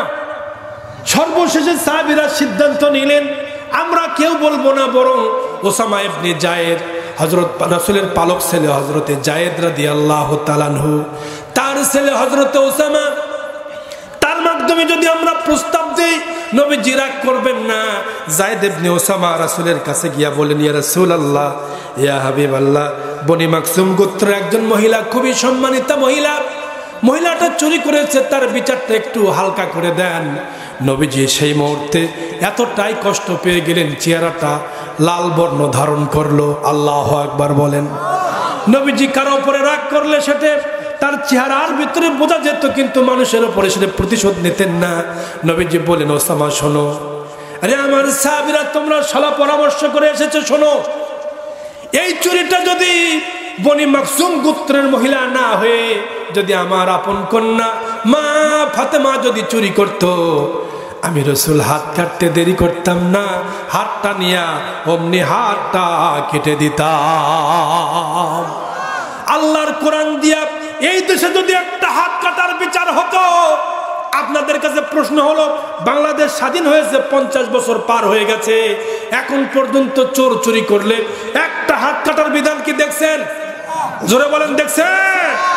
একটা বিচার পার্লামেন্ট থেকে যদি একটা বিচার হয়ে যায়, ওই সংসদ ভবন থেকে যদি একবার বিচার হয়ে যায়, চোর চুরি করলে হাত কাটতে হবে, বাইতুল মুকাররমের ওই গেটের সামনে নিয়ে, উত্তর গেটের সামনে নিয়ে সমস্ত চ্যানেলগুলি, মিডিয়াগুলি একত্রিত করে সেই চোরের জন্য যদি শাস্তি দেওয়ার জন্য যদি হাত সামনে নিয়ে শত শত মিডিয়ার সামনে যদি চোর চুরি করেছে, আস-সারিকু ওয়াস-সারিকাতু, চোর চুন্নি, চোর পুরুষ হোক নারী হোক, তাদের বিধান হচ্ছে হাত কেটে দাও। ফাকতাউ আইদিয়াহুমা, চুরি করলে হাত কেটে দাও। বিধান কার? জোরে বলেন, বিধান কার? সৌদি আরবের মতো একটা হাত যদি কাটা হতো, বিশ্বাস করুন আমাদের দেশ থেকে এত সম্পদ পাচার হয়ে যেত না। আজকে সোশ্যাল মিডিয়ায় দেখলাম, আজকের সোশ্যাল মিডিয়ায় এসেছে যত এমপি বাংলাদেশের, যত মন্ত্রী, যত এই দেশের যত বুদ্ধিজীবী, যত নেতা, আমাদের দেশে বুঝি নেতা নাই? নেতার যে পাওয়ার, ওরে বাপ রে বাপ, নেতার পীর যে পাওয়ার, হুমকি দিয়ে হুজুরকে বলে, হুজুর সাবধানে কথা বলবে, কথা কন। এক একজন নেতার যেভাবে অঙ্গভঙ্গি আর তাদের যে চলাফেরা, আমরা মনে হয় এতটাই মাজলুম ছিলাম, জবান বন্ধ ছিল, এক কথাই বাংলার জমিনে আমরা বলতে পারি নাই। কথা বলেন ঠিক কিনা? সব জালিমগুলি পালায় চলে গেছে, বাংলাদেশে আর তাদের জায়গা নাই। বেশি বাড়াবাড়ি করলে আর যে কয়টা আছো, এক ঝাঁকুনি মারবো, মামু বাড়ি দিল্লি চলে যাবা। কথা খান ঠিক কিনা? বেশি বাড়াবাড়ি করিও না, শান্তিতে দেশটাকে চালাতে দাও। ও আমার দেশের সুনাগরিক ভাইয়েরা, বেশি বাড়াবাড়ি করিও না। দেশের ভিতরে তোমরা নাক ডাবে বসে আছো, বেশি শয়তানি করিও না। দেশটাকে সুন্দরভাবে চলুক, আমরা চাই কিনা? জোরে বলেন, জোরে বলেন ভাইয়েরা, চাই কিনা? আমার বন্ধুগণ, কোরআন দিয়ে যদি দেশ চলে, একটা বিচার যদি বাইতুল মুকাররমের গেটে হয়ে যায়, নাস্তিক মুরতাদেরা আর দরজা দিয়ে পালান ছাড়া উপায় থাকবে না। এরকম একটা দৃশ্য আমরা দেখতে যাই। আল্লাহ কোরআন দিয়ে দেশ চলতেছে, আমরা দেখতে চাই। আল্লাহ কবুল করুক, জোরে কোন আমিন। কোরআন দিয়ে ভাবে নবীজি বিচার করেছেন। মদিনা স্টেট কায়েম করার পরে নবীজি যখন কোরআনের এই হুকুম যখন মদিনায় নিয়ে চলে গেলেন, একজন মহিলা রাসূলের কাছে এসে বলেন, ইয়া রাসূলুল্লাহি, ইয়া হাবিবাল্লাহ, আমি ভুল করেছি, আমি বুঝতে পারি না ইয়া রাসূলুল্লাহ, আমি তো ভুল করে জিনা ব্যভিচারে লিপ্ত হয়ে গেছি। আল্লাহর নবী যখন তখন মসজিদে নববীর পাশেই বসা। সাহাবীরা বলেন, ইয়া রাসূলুল্লাহি, ইয়া হাবিবাল্লাহ, মহিলা কি বলে? নবীজি শুনেই না শোনার মতো চেহারা ঘুরে নিলেন। আবার মহিলাটা মুখটা ঘুরে নিয়ে নবীর সামনে গিয়ে বলেন, ইয়া রাসূলুল্লাহ, আমি একটা বড় অপরাধ করেছি, আমার বিচার করেন। আমি বড় জিনা ব্যভিচার করেছি, অপরাধ করেছি, হুজুর আমার বিচার করে দেন, দুনিয়াতেই বিচার আমার হয়ে যাক। নবীজির ওপরে নবীজি মুখটা ফিরে আবার সামনে নিলেন। নবীজি শুনতেছেন না, মহিলা বারবার পিরাপিরি করতেছেন রাসূলের কাছে। শেষ পর্যন্ত নবীজি বলেন, মহিলা শোনো, কি অপরাধ তুমি করেছো বলো। মহিলা বলেন, ইয়া রাসূলুল্লাহি, ইয়া হাবিবাল্লাহ, ও নবীজি, আমি বড় অপরাধ করেছি, আমার বিচার দুনিয়াতেই হোক, আমি চাই কোরআন দিয়ে দেশে আমার বিচারটা হোক। জোরে বলেন না আল্লাহু আকবার। মহিলার ভিতরে কি ভয় আল্লাহর, দেখেন কি পরিমাণ ভয়, যে ভয়ের কারণে কোরআনের সামনে এসে তিনি ধরা দিয়েছেন। নবীর সামনে এসে বলেন, ইয়া রাসূলুল্লাহি, ইয়া হাবিবাল্লাহ, আমি বড় ভয় পাই আখিরাতের ময়দানে যেন আমার বিচারটা না হয়, যা বিচার হবে দুনিয়াতেই হোক। মহিলাটা নবীজির সামনে এসে বলেন, হুজুর বিচারটা করে দেন। নবীজি বললেন, কি অপরাধ করেছো বলো। আমি তো একজন পরপুরুষের সঙ্গে জিনা ব্যভিচারে লিপ্ত হয়েছি, হুজুর আমার বিচারটা করে দেন। নবীজি মাথা নিচু করে চোখের পানি ফেলে দিয়ে বলেন, মহিলা শোনো, তোমার বিচারের জন্য তুমি নিজে এসেছো, তুমি যদি মনে মনে আল্লাহর কাছে তওবা করতে, তাও হয়তো মাফ হতো। মহিলা বলেন, না, আল্লাহর কাছে আমি মাফ চাইলে আমি আমার দিলকে আমি সান্ত্বনা দিতে পারি না। ইয়া রাসূলুল্লাহি, ইয়া হাবিবাল্লাহ, আমার বিচারটা আপনি তাড়াতাড়ি করে দিয়ে দেন। নবীজি বললেন, তুমি যে ব্যভিচার করেছো, তোমার পেটে হামল যদি হয়, যদি বাচ্চা পেটে এসে যায়, তাহলে তোমার এই মুহূর্তে বিচার করা যাবে না। ও মহিলা, তুমি 3 মাস অপেক্ষা করো, দেখা যাক তোমার পেটের ভেতরে বাচ্চা আছে কিনা। 3 মাস পরে মহিলা আবার নবীর দরবারে আসলো আর বললেন, ইয়া রাসূলুল্লাহি, ইয়া হাবিবাল্লাহ, ও নবীজি, আমার পেটের ভিতরে শব্দ হয়, মনে হয় পেটের ভিতরে একটা বাচ্চা আমার আটকে গেছে, হয়তো আমার সেই বাচ্চাটার কারণে হয়তো আপনি আমাকে দিয়ে দেন, এখনই আমার বিচার হয়ে যাক। নবীজি বললেন, না মহিলা শোনো, তুমি একা অপরাধী, তোমার সঙ্গে তোমার সন্তানের কোনো দোষ। সবাই বুঝি ঘুমিয়ে গেছেন, ঘুমায় গেছেন নাকি? তাকবীর দেন তো, লিল্লাহে তাকবীর। কই ঘুমায় না তো, সব ঠিক আছে ইনশাআল্লাহ। আল্লাহ কবুল করুক, আমিন কোন। মাঝে মাঝে একটু তাকবীর দেবেন, কথার স্পিড বেড়ে যাবে ইনশাআল্লাহ। মহিলা বলতেছেন, মহিলা এখন তোমার বিচার হবে না। ইয়া রাসূলুল্লাহ, আমার বিচারটা আপনি করে দেন হুজুর, আমি বেঁচে যাই, তাহলে আমি এপারে দুনিয়া ওপারে আল্লাহর জান্নাতে চলে যাই, আপনি আমার বিচারটা করে দেন, আখিরাতে আমার বিচার হোক আমি চাই না। মহিলার উদ্দেশ্য ভালো না খারাপ বলেন? জোরে বলেন, ভালো না খারাপ? মহিলার উদ্দেশ্য কত ভালো।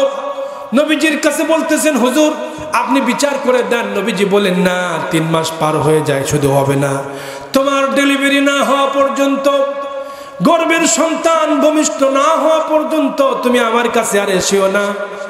মহিলার ডেলিভারি হয়ে গেল, সন্তান পৃথিবীতে চলে আসলো।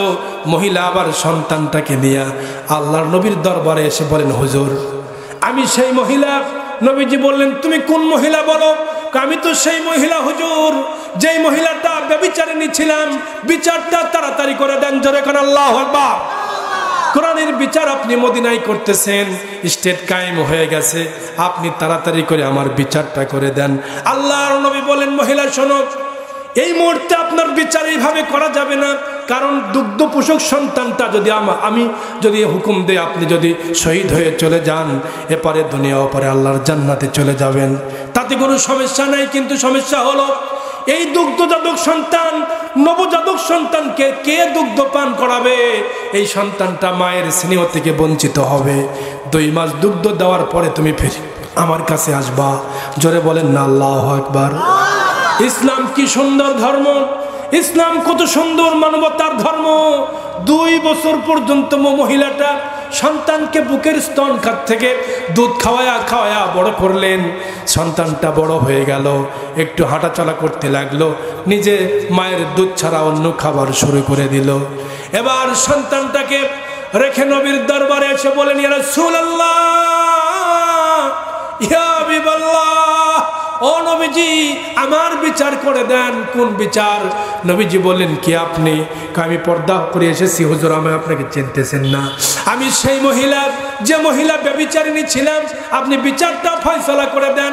নবীজি চোখের পানি ছেড়ে দিয়ে বলেন, মহিলা শোনো, তোমার সন্তানের কি অবস্থা বলো।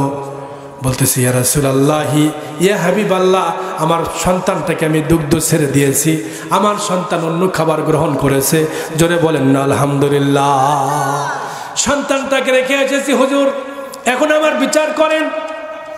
নবীজি বিচারের জন্য সাহাবীদেরকে ডাকলেন, বললেন, চলো মদিনার একটা জায়গা আছে যেখানে কিসাস নেওয়া হয়। যারা পাপ করে, যারা অপরাধ করে, তাদের হাত কাটা হয়, তাদেরকে কতল করা হয়, সঙ্গে ছাড় করা হয়। এবার নবীজি মহিলাকে নিয়ে, সাহাবীদেরকে নিয়ে মদিনার একটি জায়গায় খোলা ময়দানে চলে গেলেন। জোরে কোন আল্লাহু আকবার। মহিলাকে বললেন, তুমি আল্লাহর উপরে সবর্দ করো, এপারে তোমার দুনিয়াতেই তোমার বিচার হয়ে যাচ্ছে। সাহাবায়ে কেরামদেরকে বললেন, তোমরা চারদিক থেকে ঘেরাও করে নাও। মহিলার বুক পর্যন্ত ঘেরা দেওয়া হলো। চারদিক থেকে মদিনার ওই চুকা চুকা পাথরগুলি, বড় বড় পাথরগুলি নিয়ে সাহাবায়ে কেরাম চারদিক থেকে দাঁড়ায় গেলেন। এবার আল্লাহর কোরআন থেকে তারা তেলাওয়াত করলেন, যে কোরআন আল্লাহ তাআলা বলেছেন, জিনাকার যদি পুরুষ হয় আর নারী হয়, তারা যদি জিনা প্রমাণিত হয়, আশ-শাইখু আশ-শাইখাতু ইজা জানায়া, যদি বিবাহিত পুরুষ আর বিবাহিত নারী যদি জিনা ব্যভিচারে লিপ্ত হয়, কোরআন দিয়ে বিচার হলো, তাদেরকে সঙ্গে ছাড় করে দাও। আল্লাহু আকবার। বিচারের কাঠগড়ায় তাকে নেওয়া হলো মহিলাটাকে। চারদিক থেকে সাহাবায়ে কেরাম পাথর, বৃষ্টির মতো পাথর মারা শুরু করলো। পাথর খেতে খেতে মহিলাটার ফিনকি দিয়ে রক্ত পড়তে লাগলো। একটা পাথর গিয়ে মহিলার শরীরে, চোখা পাথরটা লেগে কপাল কেটে গেল। ফিনকি দিয়ে একটা রক্ত বের হলো। যে রক্তের ফোঁটাটা কিছু সাহাবীর গায়ে গেল, শেরে খোদা হযরতে আলী রাদিয়াল্লাহু তাআলা আনহু, তার শরীরের মধ্যে রক্তগুলি গেল। তিনি রক্ত পরিষ্কার করলেন, মনে মনে একটু ভর্ৎসনা করলেন, মহিলা জিনাকার, তার রক্ত, আমার নাপাক রক্ত আমার গায়ে আসলো। নবীজি এতে বুঝতে পারলেন। আলী রাদিয়াল্লাহকে কাছে ডেকে বললেন, আলী শোনো, তুমি এরকম ভর্ৎসনা করতেছো কেন? মুখটা তুমি মলিন করতেছো কেন? কারণ এটা মুছে দিচ্ছি আমি, এই জন্য নাপাক রক্ত এটা মুছে দিচ্ছি। আল্লাহর নবী বললেন যে, শোনো রে আমার প্রিয় সাহাবী হযরত আলী রাদিয়াল্লাহু তাআলা আনহু, শোনো, এই মহিলাকে তুমি নাপাক বলতেছো, তুমি জানো না এই মহিলাটা চোখের পানি ফেলে ফেলে এতটা আল্লাহর কাছে কেঁদেছে, কাঁদতে কাঁদতে তার চোখ দিয়ে নালা বের হয়েছে, তার চোখ দিয়ে কাঁদতে কাঁদতে এক পর্যায়ে রক্ত চলে এসেছে। এত বেশি আল্লাহর ভয়ে কেঁদেছে, কোরআনকে তিনি সামনে নিয়ে এত বেশি ভয় করেছে। আল্লাহর দরবারে মহিলার তওবা এত কবুল হয়েছে। আমাকে জিবরাইল আমিন এসে বলেন, ইয়া রাসূলুল্লাহ, ইয়া হাবিবাল্লাহ, মহিলার তওবাটা আল্লাহ তাআলা আগেই কবুল করেছেন। জোরে বলেন না আল্লাহু আকবার।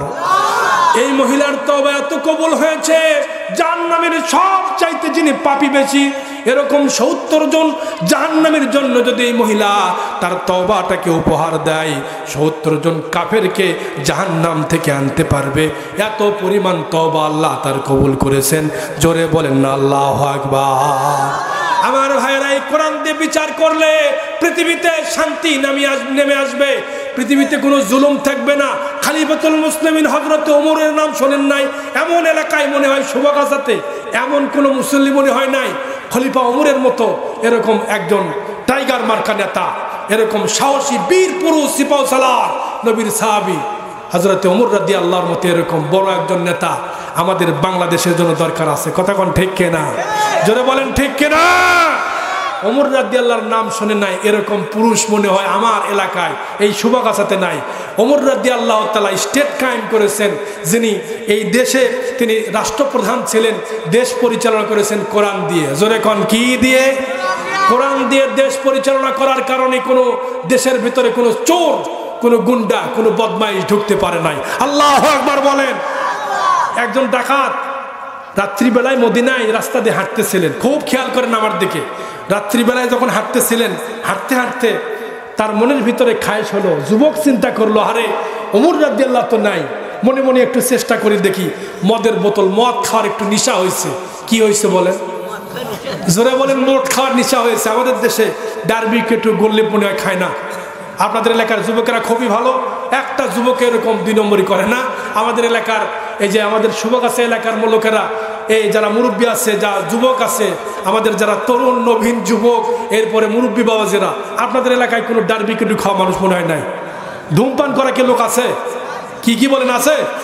আছে মনে হয় 2-1টা থাকতেও পারে। কি বলেন আছে না নাই? কি বলেন আছে? আমার ভাইরা এরকম থাকতেই পারে এলাকায়।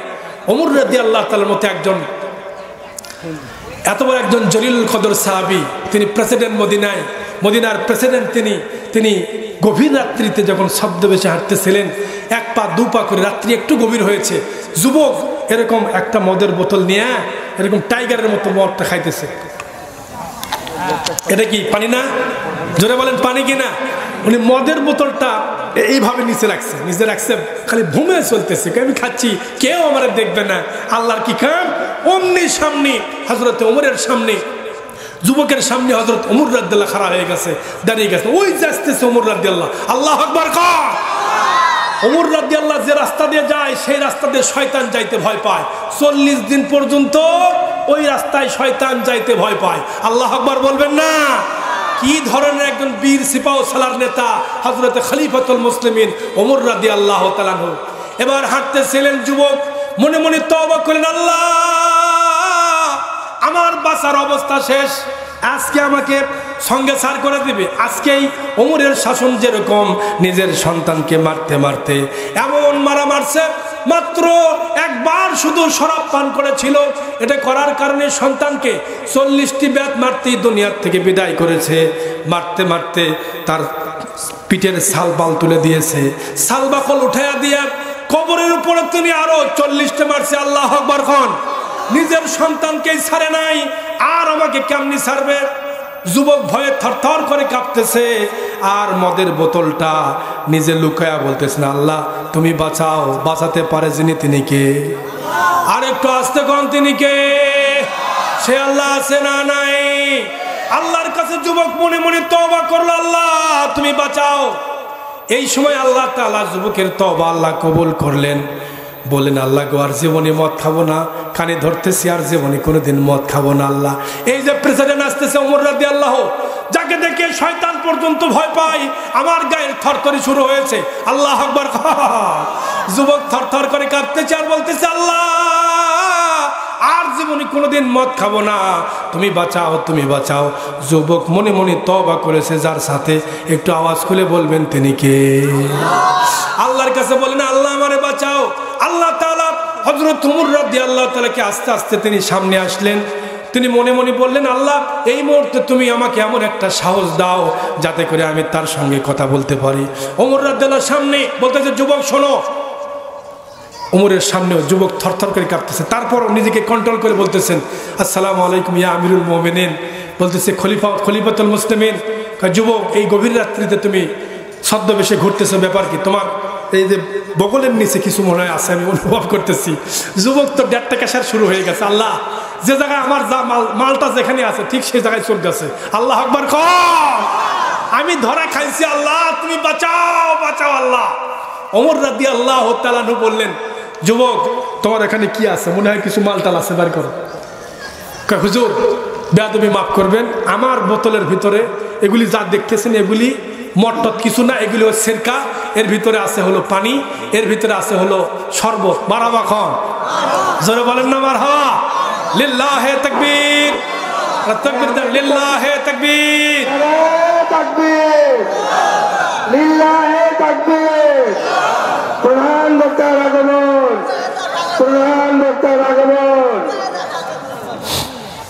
প্রিয় ভাইরা, আমাদের মাহফিলের প্রধান আকর্ষণ আলহাজ হাফেজ মাওলানা আব্দুর রহমান মোল্লা সাহেব চলে এসেছেন। আলহামদুলিল্লাহ বলেন।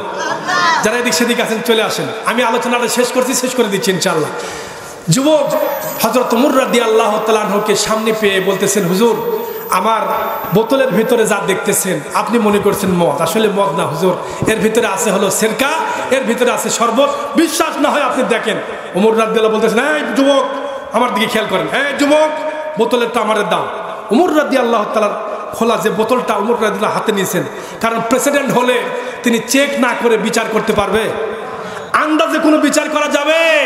আমাদের দেশের এই দেশের সরকার যারা ছিলেন, যারা জালিম ছিল, আন্দাজে মামলা দিয়েছে, ফাঁসির মঞ্চে ঝোলা আছে, একটা বিচার সঠিক করে নাই। কিয়ামতের দিন তাদের মামলা আছে না নাই? কন দুনিয়াতে বিচার করছো ভুল, কিয়ামতের দিন তোমাদের বিচারের জন্য অপেক্ষা করো। আল্লাহর আন্তর্জাতিক ট্রাইব্যুনাল যেদিন হবে, এক জালিম পালাতে পারবে না। চিল্লায় এখন ঠিক কিনা? ওমর রাদিয়াল্লাহু তাআলা আনহু এবার বোতল থেকে এক ফোঁটা নিয়ে চেক করার জন্য পাম হাতে নিয়ে শুধু জিবাতে একটু টেস্ট করেছেন, জিবাতে দিয়েছেন। জিবা এমন একটা প্যাথলোটিস ডাক্তার, জিবার ভিতরে যদি আপনি লবণ দেন, আপনি চোখ বন্ধ করে চোখ বাঁধছে, লবণ যদি আপনি ধরে জিব্বাত দেন, এমন বড় প্যাথলোটিস ডাক্তার বলে দিবে লবণ। আল্লাহু আকবার খান।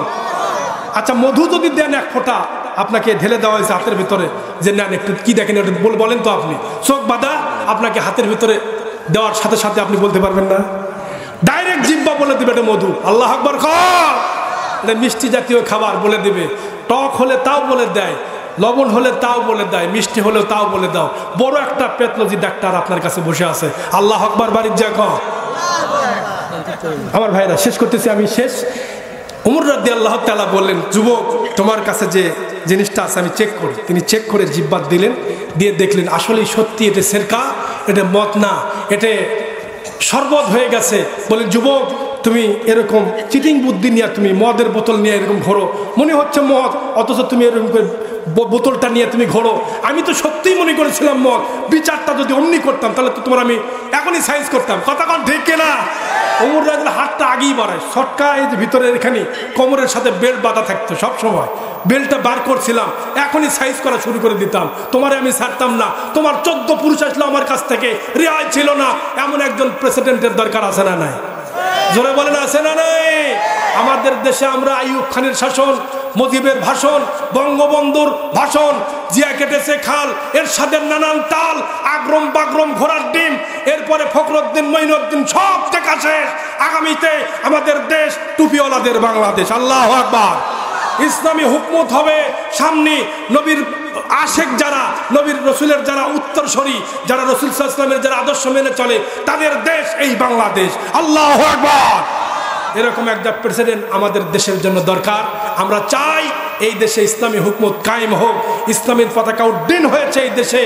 এমন দৃশ্য দেখে আল্লাহ আমাদেরকে, আমাদের জীবনী, আমাদের হায়াতের তাইয়েবায় এমন দৃশ্য আল্লামা সাইদি হুজুর তিনি চেয়েছিলেন যে আমি এমন দৃশ্য দেখে যাব, কিন্তু তিনি পারেন নাই। আমরা যারা দোনে আছি, আলেম ওলামা সবাই মিলে হাতে হাত বেঁধে একজোট হয়ে আগামীর যে পার্লামেন্ট, এটা কোরআনের শাসন হবে, কোরআনের পার্লামেন্ট হোক। আমরা চাই কিনা? জোরে বলেন চাই কিনা? আল্লাহ কবুল করুন। এমন একটি দোয়া এবং আহ্বান রেখে আমি আমার আলোচনা ইতি টানতেছি। অনেকক্ষণ ধরে কথা বলতেছি, কথার ভিতরে আসলে এলোমেলো হয়ে গেছে অনেক, হয়তো কথার ভিতরে ত্রুটি হলে ক্ষমা মার্জনার দৃষ্টিকোণ থেকে